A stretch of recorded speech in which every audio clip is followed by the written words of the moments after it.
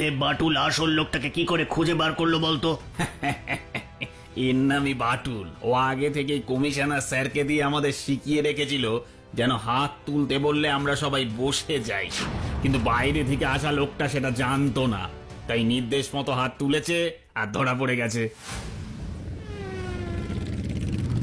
সরাসরি ওদের ডেরায় হানা দিলে ওরা স্যান্টোস বা বাচ্চু বিচ্ছুর কোনো ক্ষতি করে দিতে পারে। অন্য উপায় ভাবতে হবে।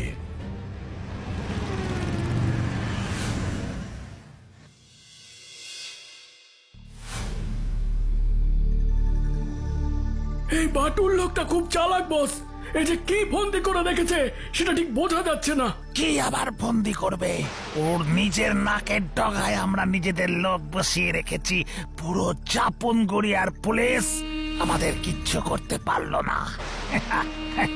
কিন্তু এখন তো ওর নিজের সঙ্গীরাও আমাদের হাতে বন্দি, তাই তাদের মুক্ত করার জন্য যদি সুর করে পালাবে ভয়ের চোটে।